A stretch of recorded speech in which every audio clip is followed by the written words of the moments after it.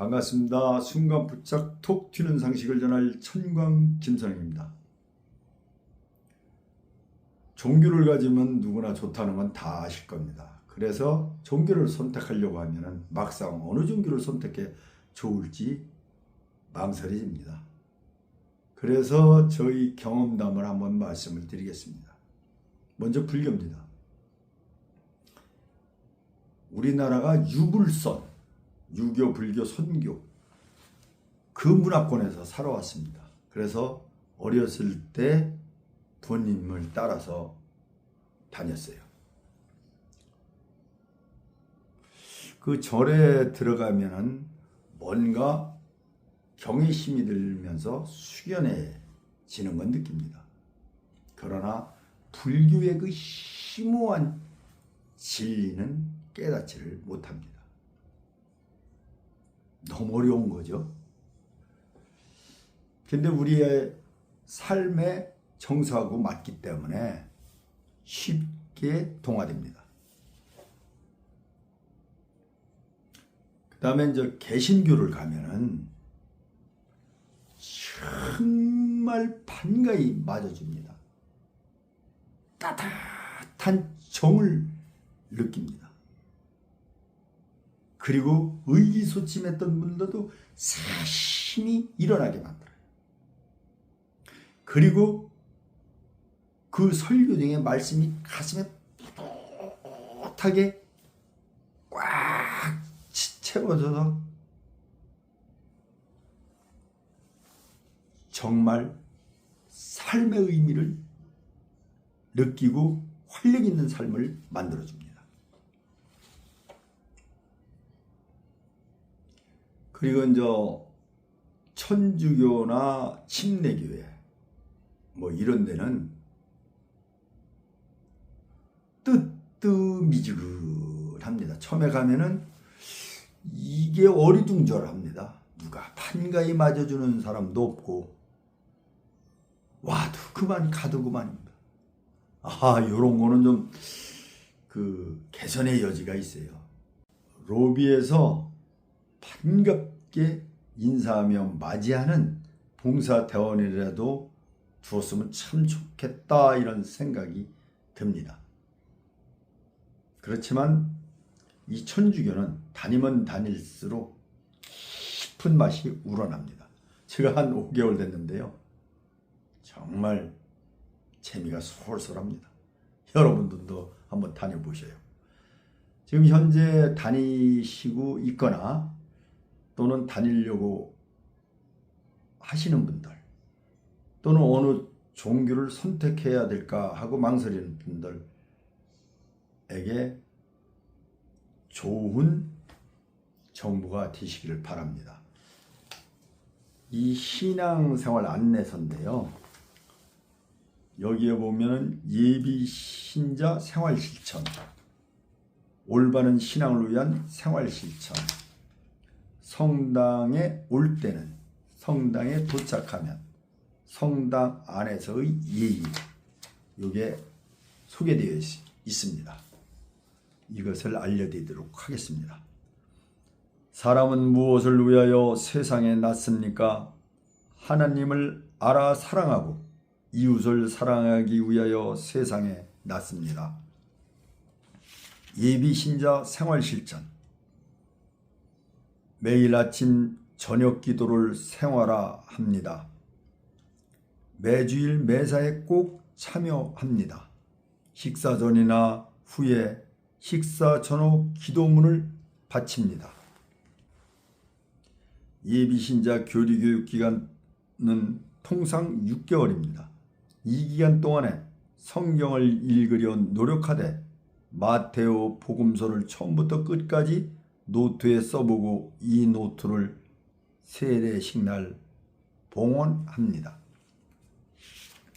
세례받기 전이라도 다음 성물들은 가정에 준비하도록 합니다. 거실의 중심이 되는 벽에 십자가를 걸어 놓습니다. 신구약 성경을 가정에 비치합니다. 기도할 때는 초를 켜놓고 하는 것이 좋으며 기도용 초를 준비합니다. 신앙생활에 필요한 도구인 성물들을 구입하여 준비합니다.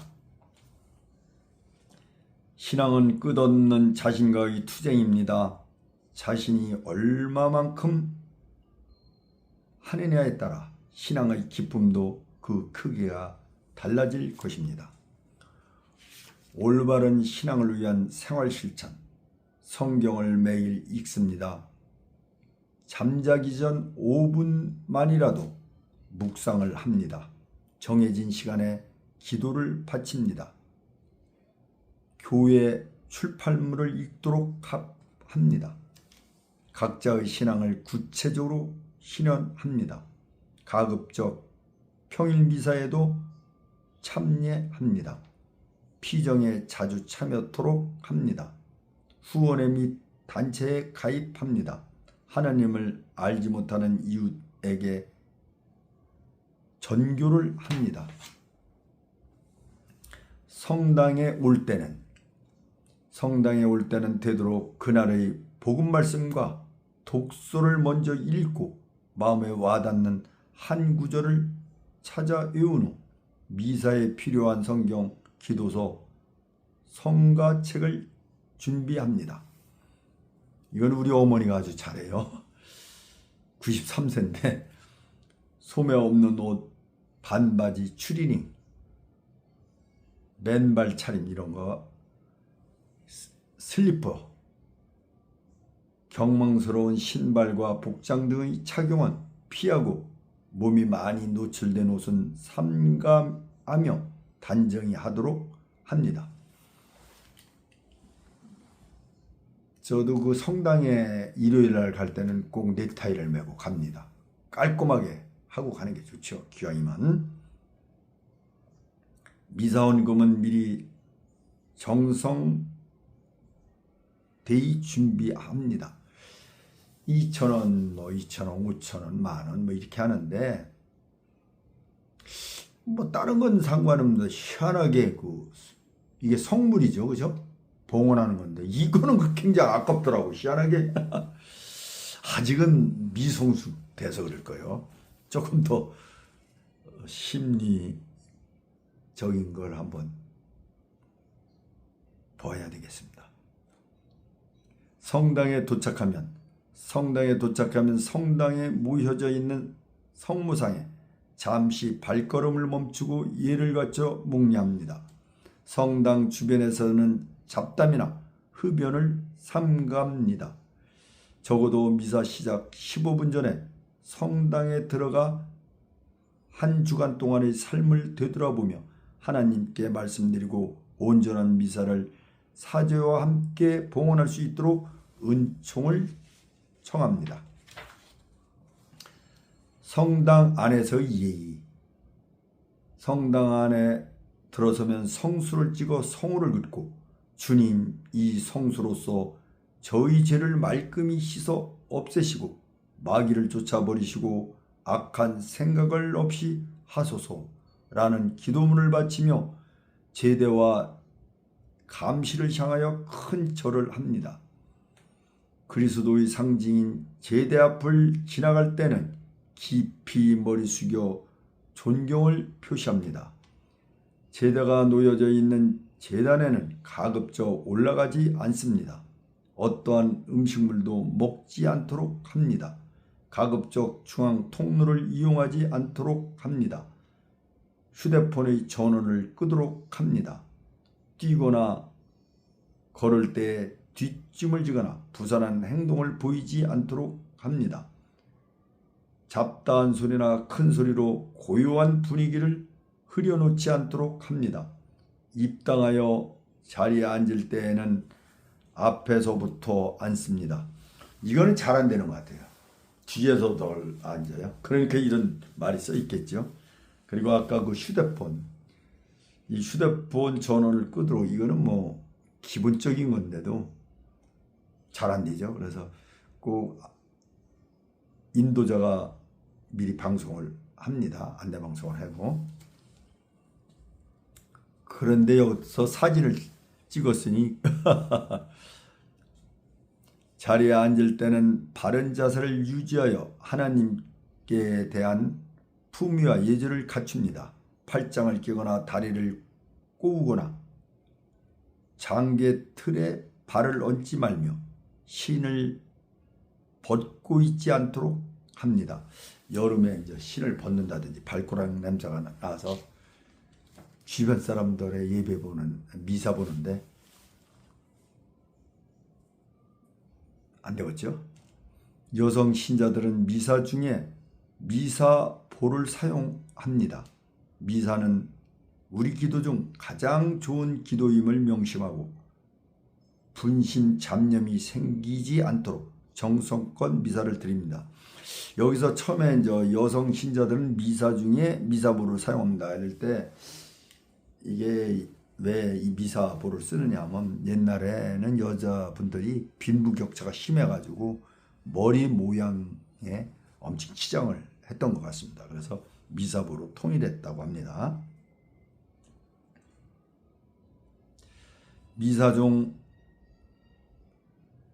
이동시, 봉헌 때, 성체를 영할 때 등 이동시와 기도 때에는 반드시 합장을 합니다.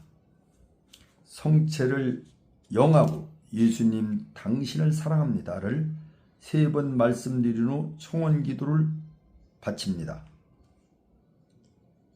파견 성사가 끝나기 전에 영성체만 하고 미리 퇴장하지 않도록 합니다. 미사가 끝나면 잠시 묵상하며 감사의 기도를 올린 후 자리에서 조용히 일어나 제대와 감시를 향하여 정숙하게 고개 숙여 인사를 하고 주위 사람들에게 방해가 되지 않게 나옵니다. 미사가 끝나고 성당 밖을 나올 때에는 앉은 자리에 불필요한 것이 없도록 깨끗하게 정리를 합니다. 이렇게 나와 있습니다. 참 이런 것을 뭐 책이 있지만은 책 보기 힘들어요. 이렇게 유튜브를 했을 때 한번 그냥 쭉 이렇게 드러나도 큰 도움이 되고 좋은 정보가 되는 것입니다. 잘 활용하시기 바랍니다.